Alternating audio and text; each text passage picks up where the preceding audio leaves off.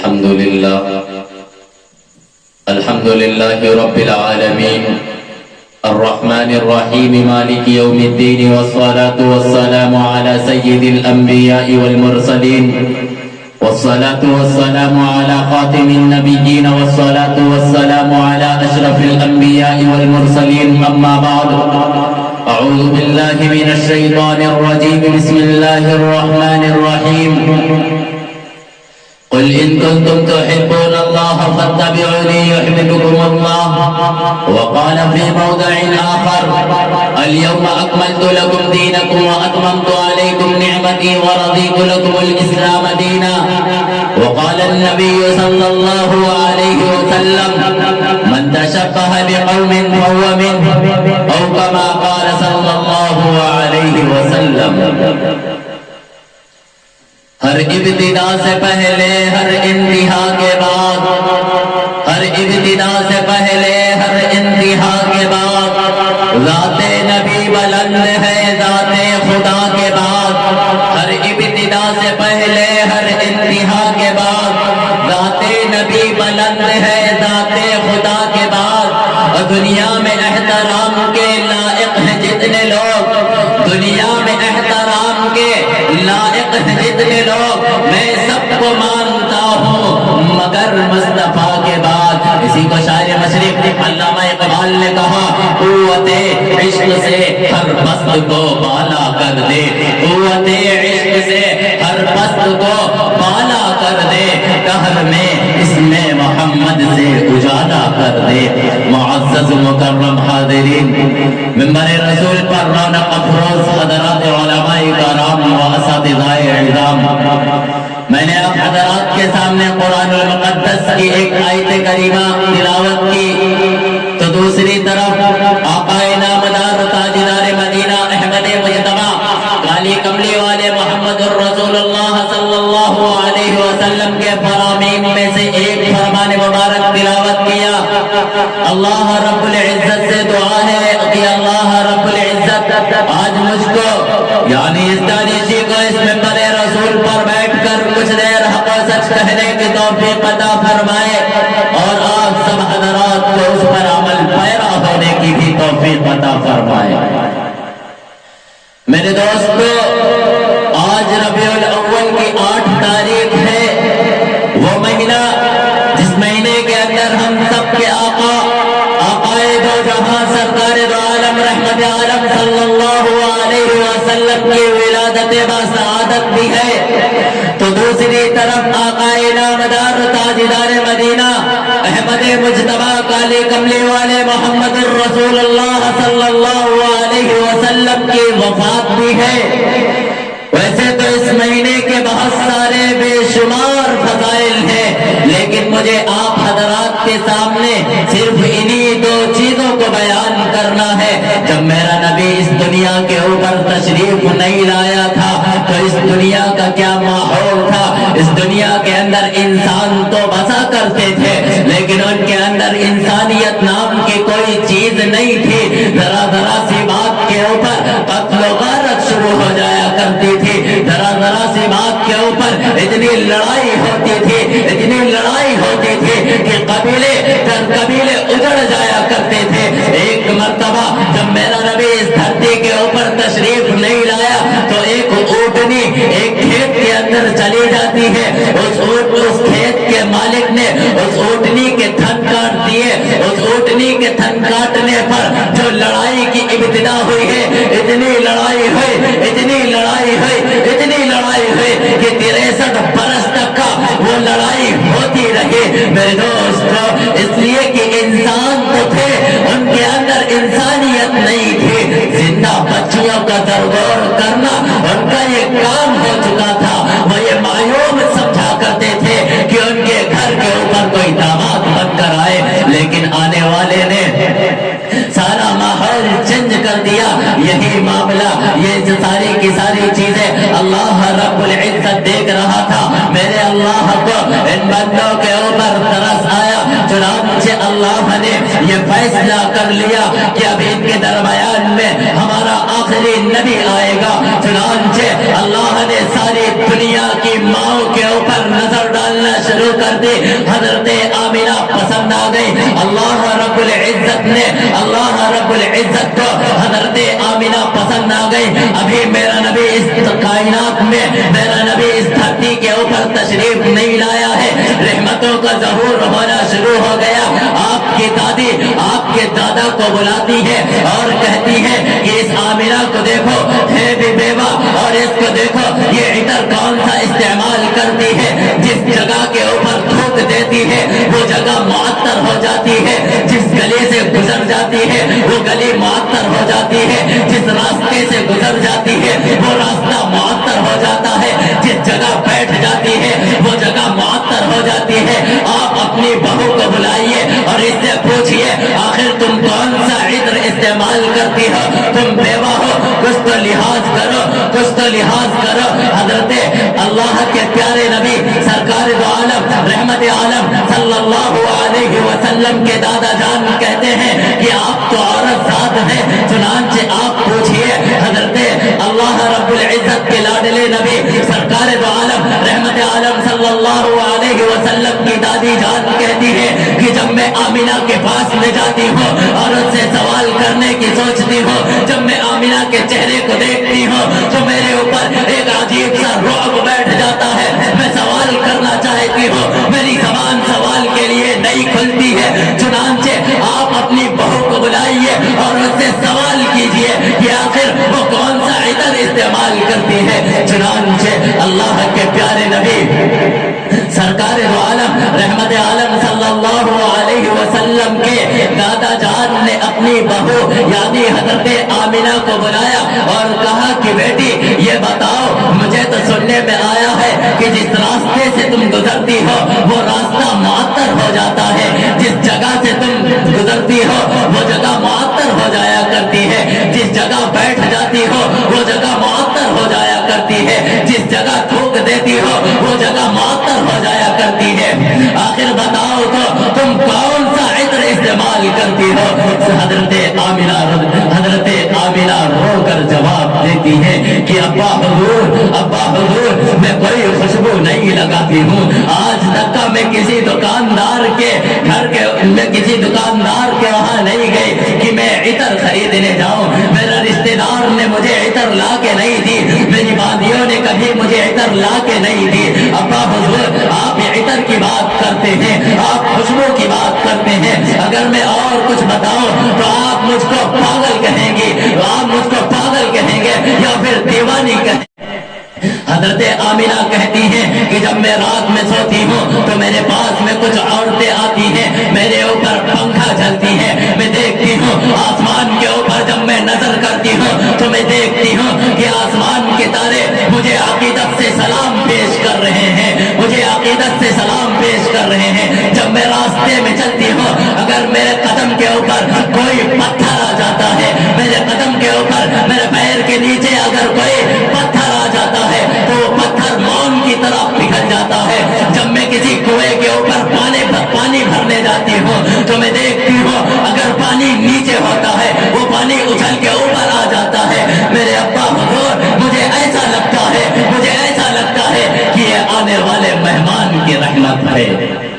اللہ رب العزت کے لاڈلے نبی سرکار دو عالم رحمت عالم صلی اللہ علیہ وسلم ابھی اس دھرتی کے اوپر تشریف نہیں لائے ہیں اور رحمتوں کو ظہور ہونا شروع ہو گئے.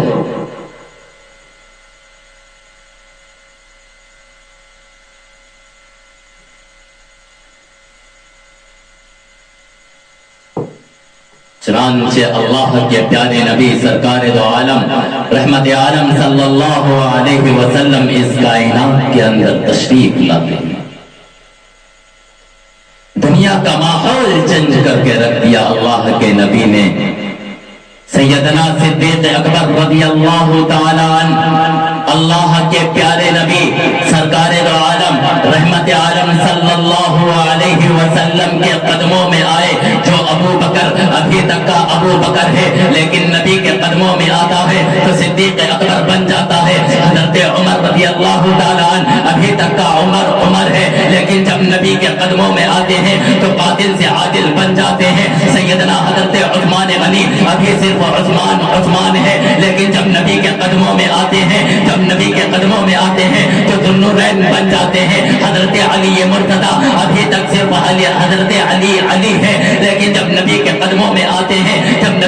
قدموں میں آتے ہیں تو سیف اللہ کا لقب مل جاتا ہے.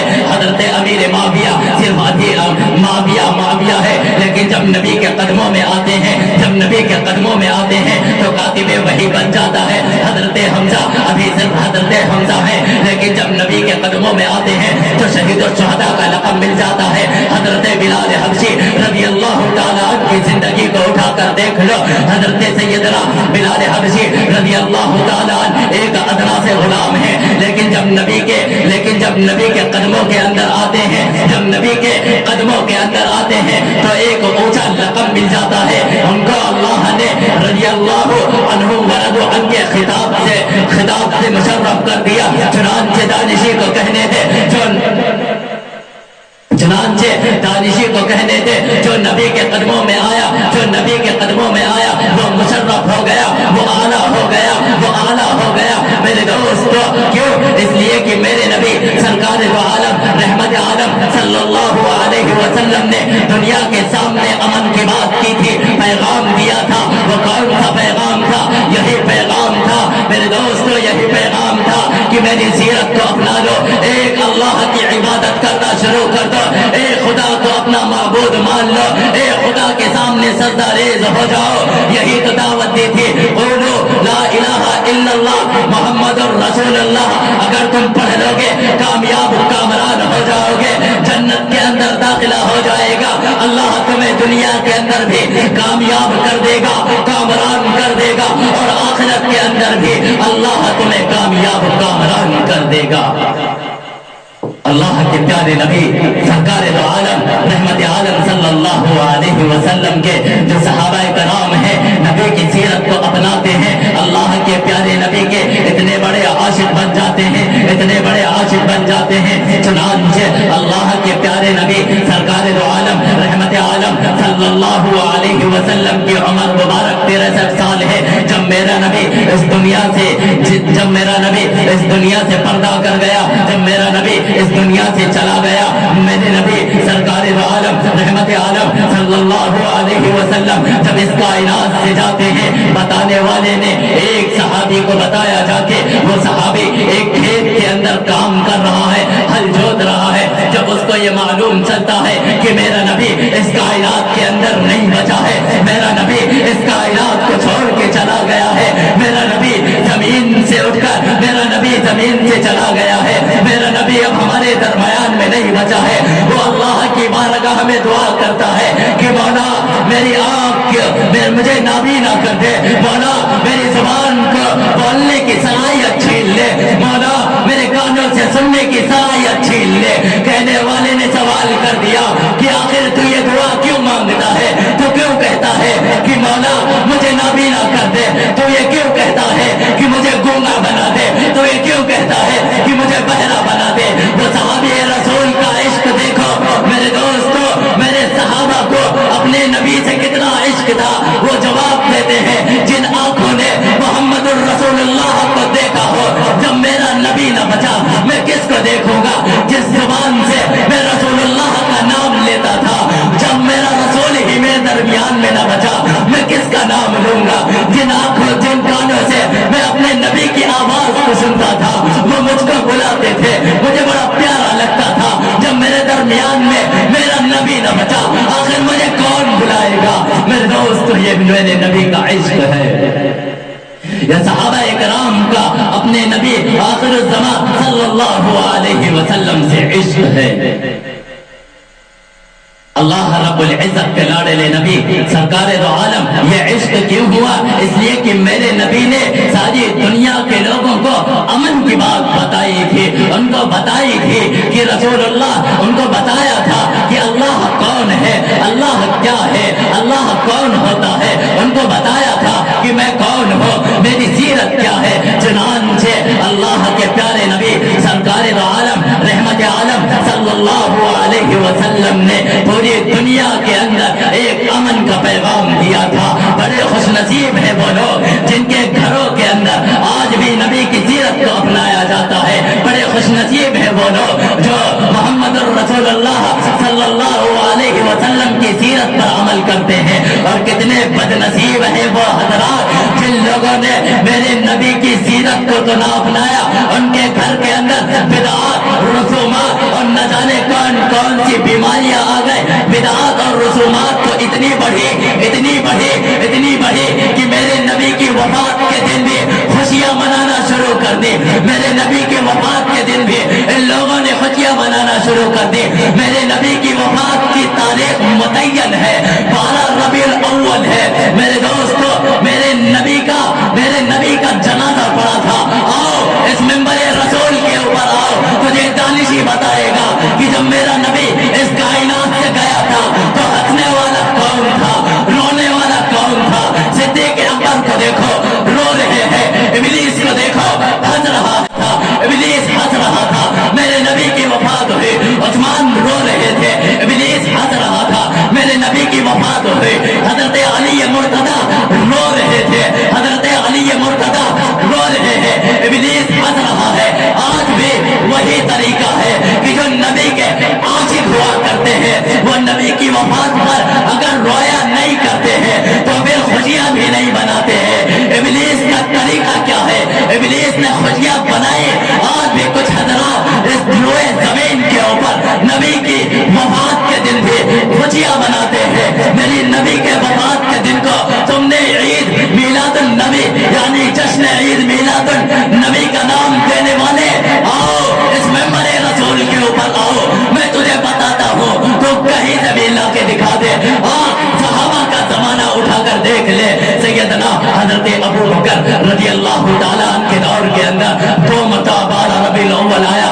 मदीना की गलियों के अंदर कोई जुलूस नहीं नजर आया। सैयदना हजरत उमर रजी अल्लाह तआला अन्हु के दौर के अंदर 10 मरतबा 12 रबीउल अव्वल आया, लेकिन कोई जुलूस नहीं निकला। सैयदना हजरत उस्मान गनी रजी अल्लाह तआला अन्हु के दौर के अंदर 12 मरतबा 12 रबीउल अव्वल आया, लेकिन कोई जुलूस नहीं निकला। सैयदना हजरत अली मुर्तदा रजी अल्लाह तआला अन्हु के दौर के अंदर 5 मरतबा 12 रबीउल अव्वल आया, लेकिन कोई जुलूस नहीं निकला। इमाम आजम अबू हनीफा रहमतुल्लाह अलैह के दौर के अंदर 44 मरतबा 12 रबीउल अव्वल आया, लेकिन कोई जुलूस नहीं निकला। इमाम पीराने पीर शेख अब्दुल कादिर जिलानी रहमतुल्लाह अलैह के दौर के अंदर 57 मरतबा 12 रबीउल अव्वल आया, लेकिन कोई जुलूस नजर नहीं आया। ख्वाजा मोइनुद्दीन चिश्ती अजमेरी रहमतुल्लाह अलैह के दौर के अंदर 51 मरतबा 12 रबीउल अव्वल आया, लेकिन कोई जुलूस नहीं निकला है। सहाबा के दौर में नबी की वफात पर किसी ने खुशियां नहीं बनाई। इमाम के दौर के अंदर देख ले खुशियां नहीं बनाई है। पीरों के दौर के अंदर देख ले खुशियां नहीं बनाई है। तो किसके तरीके को अपनाता है? अगर सिद्दीक़ अकबर ने मेरे नबी की वफात पर ईद मिलादुन नबी बनाई होती मैं भी बनाता। अगर उस्मान गनी ने बनाई होती मैं भी बनाता।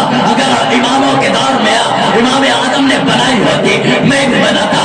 पीरों के दौर के अंदर अगर पीराने पीर शेख अब्दुल कादिर जिलानी रहमतुल्लाह अलैह ने अगर मेरे नबी की वफात पर खुशियां बनाई होती मैं भी बनाता, मैं अपनाता।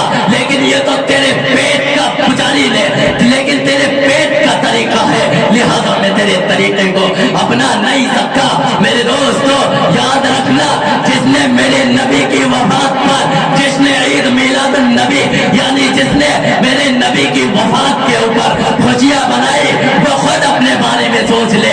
इब्लीस हंसा था, सिद्दीक़ रोया था, इब्लीस हंसा था, उमर रोया था। अगर आज भी यही है कि अगर कोई मेरे नबी की वफात पर खुशियां बनाता है तो वो इब्लीस का तरीका है या सिद्दीक़ अकबर का तरीका है।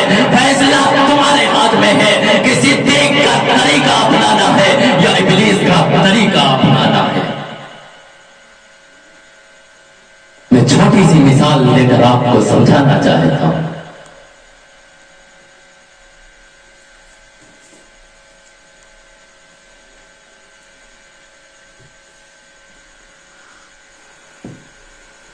अगर आपके घर के अंदर आपके वालिद का जनाजा पड़ा हो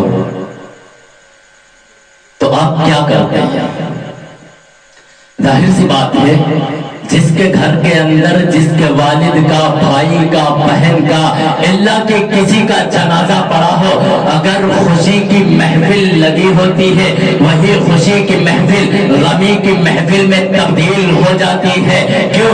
اس لیے کہ تیرے باپ کا جنازہ پڑا ہے۔ ارے نبی کی وفات پر خوشیاں بنانے والوں، اپنے باپ کے جنازے کے اوپر خوشی کیوں نہیں بناتا ہے؟ اپنے ماں کے جنازے کے اوپر خوشی کیوں نہیں بناتا ہے؟ اپنے بھائی کے جنازے کے اوپر خوشی کیوں نہیں بناتا ہے؟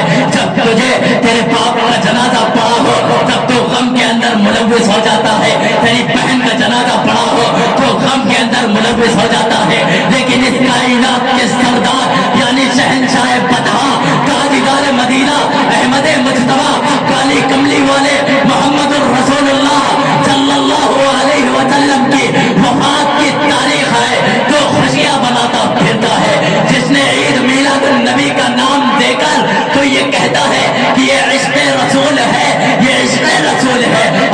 اس ممبر رسول کے اوپر تو یہ دانشی بتائے گا کہ عشق رسول کیا ہوتا ہے، اتباع رسول کیا ہوتا ہے۔ سیدنا صدیق اکبر رضی اللہ تعالیٰ عنہ کو دیکھ، سیدنا صدیق اکبر رضی اللہ تعالیٰ عنہ کو دیکھ، ایک مرتبہ کسی راستے سے گزر رہے ہیں، ایک مرتبہ کسی راستے سے گزر رہے ہیں تو راستے کے اندر اپنے اونٹ کو روکتے ہیں، اپنے غلام سے کہتے ہیں کہ اس اونٹ کو روک دے، چنانچہ وہ غلام اس اونٹ کو روک دیتا ہے۔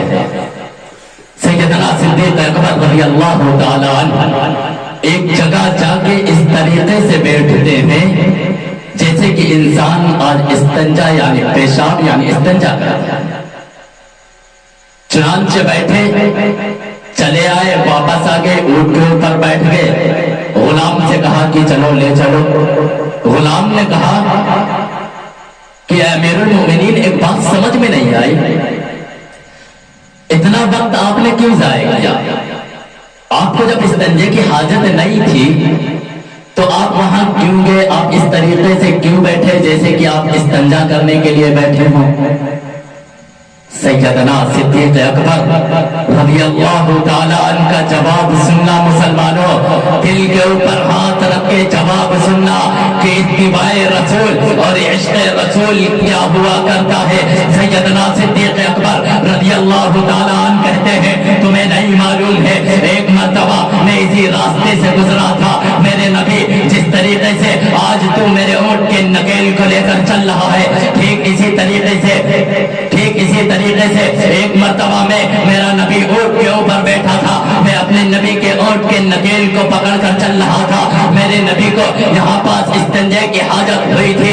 سیدنا صدیق اکبر کہتے ہیں کہ وہی راستہ ہے، وہی ساری چیزیں ہیں۔ آج سیدنا صدیق اکبر کو یہ گوارا نہ ہوا کہ جس جگہ پر میرے نبی نے استنجا کیا ہو آج حضرت ابو بکر یعنی آج ابو بکر وہاں پاس سے یوں بھی گزر جائے، اور جہاں میرا نبی استنجا کے لیے بیٹھا ہو وہاں صدیق اکبر جا کر اس طریقے سے نہ بیٹھ جائے تو میں یہ سمجھتا ہوں اگر میں یوں ہی گزر گیا تو میرے نبی کی گستاخی ہو جائے گی۔ اسے کہتے ہیں عشق رسول، اسے کہتے ہیں اتباع رسول۔ اور میں ایک جملہ اور میں ایک بات بڑی ذمہ داری کے ساتھ میں کہتا ہوں، بڑے ذمہ داری کے ساتھ میں آج اس اسٹیج کے اوپر بیٹھ کر دانشی کہتا ہے کہ بعد میں اس دھرتی کے اوپر اگر سب سے زیادہ اپنے رسول اللہ صلی اللہ علیہ وسلم سے اگر کوئی عشق کرنے والا ہے تو وہ ذات علماء حق علماء دیوبند کی ذات ہے۔ میں پورے عقیدے اور پوری توجہ اور بڑی ذمہ داری کے ساتھ میں یہ بات کہتا ہوں کہ صحابہ کرام کے بعد میں اس زمین کے اوپر اپنے رسول اللہ سے سب سے پکا اور سچا عشق کرنے والی ذات اگر کوئی ہے تو وہ علماء حق علماء دیوبند کی ذات ہے۔ آؤ حضرت قاسم حجت الاسلام حضرت قاسم نانوتوی رحمت اللہ علیہ کے ایک مرتبہ مدینے کے اندر جاتے ہیں، مدینے کے اندر جب داخل ہوتے ہیں تو اپنی جوتیوں کو اتار کر اپنی کہ جوتیوں کو اتار کر اپنے بغل کے اندر دبا لیتے ہیں۔ پوچھنے والے نے پوچھا کہ اے اللہ کے بندے، اے قاسم نانوتوی، تم نے ان جوتیوں کو اپنی بغل کے اندر کیوں دبا لیا؟ جبکہ اتنی پتلیلی زمین ہے، تمہارے پیر کے اندر زخم آ جائیں گے، تم چلو گے تمہارے پیر کے اندر زخم آ جائیں گے، چنانچہ تم اپنی جوتیوں کو اپنے پیر کے اندر ڈال لو۔ کیوں تکلیف کو برداشت کر رہے ہو؟ کیوں اپنے آپ کو تکلیف کے اندر ملوث کر رہے ہو؟ حجت الاسلام بانی دارالعلوم دیوبند حضرت مولانا قاسم نانوتوی رحمت اللہ علیہ کا جواب سننا کہ علماء حق، علماء دیوبند کو اپنے نبی سے کتنا عشق ہے۔ آؤ سیدنا حضرت قاسم نانوتوی کا اس جملے کو اگر کسی کے پاس میں عشق کا ترازو ہے تو حضرت قاسم نانوتوی رحمت اللہ علیہ کے اس جملے کو میزان کر اور دیکھ کتنا وزندار ہوتا ہے۔ حضرت قاسم نانوتوی رحمت اللہ علیہ کہتے ہیں کہ مجھے یہ برداشت نہیں جس جگہ پر میرا نبی آیا ہو، میرا نبی اس مدینے کے اندر آیا تھا، کہیں ایسا نہ ہو جس جگہ قاسم اپنی جوتی کو لے کر چلا ہو، کہیں ایسا نہ ہو اس جگہ پر میرے نبی یعنی سرکار دو عالم رحمت عالم صلی اللہ علیہ وسلم کا پیر مبارک پڑا ہو، اور جہاں پر میرے نبی کا پیر مبارک پڑا ہو وہیں پر قاسم کا ناپاک جوتا نہ پڑ جائے۔ میں ان پریشانیوں کو، ان تکلیفوں کو برداشت کر لوں گا، لیکن میرے دوست نبی کی گستاخی برداشت نہیں کر سکتا ہوں۔ یہ ہے علماء حق، علماء دیوبند جو اپنے رسول اللہ صلی اللہ علیہ وسلم سے عشق بھی کرتے ہیں اور اتباع رسول بھی۔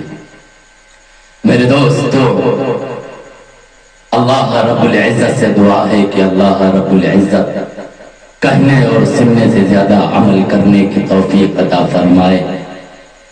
اب جس کے جی میں آئے وہی پائے روشنی، اب جس کے جی میں آئے وہی پائے روشنی، ہم نے تو دل جلا کے سر عام کر دیا، حیات باقی ملاقات باقی، وآخر دعوانا ان الحمدللہ رب العالمین۔